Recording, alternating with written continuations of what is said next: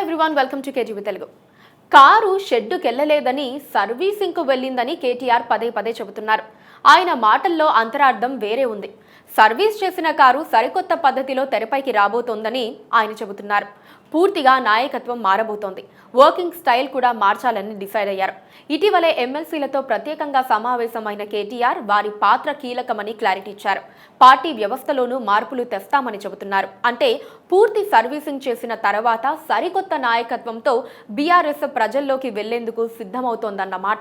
BRS పార్టీని గాడిలో పెట్టడానికి కేసీఆర్ పూర్తి స్థాయిలో మేధోమథనం చేస్తున్నారు. ముందుగా ప్రక్షాళన చేయాలని భావిస్తున్నారు. ఇదే అంశాన్ని BRS working president KTR party ఎమ్మెల్సీల భేటీలో వెల్లడించడం పార్టీ వర్గాల్లో ఆసక్తికరంగా మారింది. పార్టీని గ్రామ స్థాయి నుంచి పొలిట్ బ్యూరో వరకు పూర్తిగా పునర్వ్యవస్థీకరించాలన్న ఆలోచనతో కేసీఆర్ ఉన్నట్లుగా తెలుస్తోంది. లోక్సభ ఎన్నికలైన వెంటనే స్థానిక సంస్థల ఎన్నికలు జరగాల్సి ఉంది. ఇటీవల లోక్సభ సన్నాహక సమావేశాల్లో ఇక నుంచి బీఆర్ఎస్లో ఎమ్మెల్యే కేంద్రంగా పార్టీ కాకుండా పార్టీ కేంద్రంగానే ఎమ్మెల్యేలు పనిచేసే విధానం తీసుకొస్తామని కేటీఆర్ ప్రకటించారు. బీఆర్ఎస్లో సంస్థాగతంగా భారీ మార్పులు ఖాయమని కేటీఆర్ మాటలే వెల్లడిస్తున్నాయని ఆ పార్టీ నేతలు నమ్ముతున్నారు. కేసీఆర్ కూడా నేరుగా ఫోన్లు చేసి కేడర్తో మాట్లాడుతున్నారని అంటున్నారు. అధికారంలో ఉన్నన్నాళ్లు పార్టీ నిర్మాణంపై అధినేత కేసీఆర్ లేదా వర్కింగ్ ప్రెసిడెంట్గా కేటీఆర్ పెద్దగా దృష్టి సారించలేదు. కార్యకర్తల్ని పట్టించుకోలేదు. ఇది తన తప్పేనని కేటీఆర్ అంగీకరించారు కూడా. పాలనపై ఎక్కువ దృష్టి కేంద్రీకరించడం వల్ల పార్టీకి సమయం ఇవ్వలేకపోయామని కేటీఆర్ సమర్థించుకున్నారు. బీఆర్ఎస్కు జిల్లాల పార్టీ అధ్యక్షులు, మండల, గ్రామ శాఖల అధ్యక్షులు ఉన్నా నామమాత్రమేననే అభిప్రాయాలు పార్టీ వర్గాల్లోనే ఉన్నాయి. కార్యవర్గాల ఏర్పాటు కాగితాలకే తప్ప కార్యవర్గాల సమావేశాలు నిర్వహించే సంస్కృతి ఏనాడో మర్చిపోయారు. క్షేత్రస్థాయిలో ఎమ్మెల్యేలు నియోజకవర్గ ఇన్ఛార్జీలుగా వ్యవహరించడంతో వారిదే రాజ్యమైంది. దీంతో కేడర్కు, లీడర్కు దూరం పెరిగింది. కార్యకర్తల కష్టాలు ఏమిటో తెలియకుండా పార్టీ వ్యవహారాలు నడిచాయి. ప్రోటోకాల్ పేరుతో తనను, కార్యకర్తల్ని కలవనీయలేదని కవిత కూడా ఓసారి గట్టిగా ఫైర్ అయ్యారు. గ్రామస్థాయి, మండల స్థాయి నాయకులు కేసీఆర్, కేటీఆర్లను కలవడం కలలో మాటగానే మారింది. దీంతో సిట్టింగులపై ప్రజల్లో ఎంత వ్యతిరేకత ఉందన్న సంగతి కేడర్ ద్వారా అధిష్టానానికి ఎన్నికల సమయంలోనే తెలిసింది. సిరిసిల్ల నేతలతో కేటీఆర్ మాట్లాడిన ఫోన్ కాల్ లీక్ అయినప్పుడు ఈ విషయం స్పష్టమైంది. సమయం కేటాయించలేకపోయానని, ఈసారి వారానికో రోజు కేటాయిస్తానని కేటీఆర్ చెప్పుకొచ్చారు. కానీ ఎవరూ నమ్మలేదు.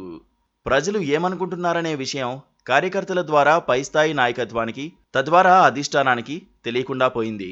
ఎన్నికలకు ముందు మండలాలు, నియోజకవర్గాల వారీగా పార్టీ కార్యకర్తలతో భారీగా నిర్వహించిన ఆత్మీయ సమ్మేళన సమావేశాలు విందుల కోసం అన్నట్లుగా సాగాయి. కానీ కేసీఆర్ కాన్సెప్ట్ను అర్థం చేసుకోలేకపోయారు. తెలంగాణ భవన్ వేదికగా లోక్సభ నియోజకవర్గాల సన్నాహక సమావేశాల్లో కాస్త మార్పు కనిపిస్తోంది. కేటీఆర్, హరీష్ రావు సహా రాష్ట్ర నేతల ఉపన్యాసాల తర్వాత కొంతమంది కేడర్కు మాట్లాడే అవకాశం కల్పిస్తున్నారు. అయితే కార్యకర్తలు, గ్రామ, మండల నాయకుల అభిప్రాయాలు చాటే అవకాశం పూర్తి స్థాయిలో రాలేదు. అదే సమయంలో కేసీఆర్, కేటీఆర్ సభల్లోనూ, బీఆర్ఎస్ ముఖ్య కార్యక్రమాల్లోనూ, మీడియా సమావేశాల్లో, చర్చా వేదికల్లోనూ ఎక్కడ చూసినా వేళ్ల మీద లెక్కబెట్టగలిగే కొందరు నాయకులే ఎక్కువగా కనిపించేవారు. వారిలో 2-3 మినహా మిగతా వారంతా అసెంబ్లీ ఎన్నికల్లో ఓటమి పాలయ్యారు. వారిని దూరం పెడితేనే మంచిదన్న భావన కార్యకర్తల్లో వినిపిస్తోంది. వారి స్థానంలో యువ నాయకత్వానికి, తొలిసారిగా గెలిచిన వారికి అవకాశాలు కల్పిస్తే పార్టీకి మేలు జరగవచ్చని అంటున్నారు. పార్టీ పునర్వ్యవస్థీకరణలో భాగంగా గ్రామశాఖ, మండల, జిల్లా, రాష్ట్ర శాఖల వరకు కూడా కొత్త తరం నాయకులకు, ఉద్యమకాలంలో క్రియాశీలకంగా ఉన్న నాయకులకు ఈ దఫా ప్రాధాన్యం దక్కితే పార్టీకి పూర్వ వైభవం ఖాయమని పార్టీ వర్గాలు చెబుతున్నాయి. మొత్తంగా పార్టీ పునర్వ్యవస్థీకరణ దిశగా కేసీఆర్ తీసుకోబోయే నిర్ణయాలు పార్టీ భవిష్యత్తుకు కీలకంగా మారనున్నాయి. ఆ నిర్ణయాలు పార్లమెంటు ఎన్నికల తర్వాత తీసుకుంటారా, ముందా అన్న దానిపై స్పష్టత రావాల్సి ఉంది.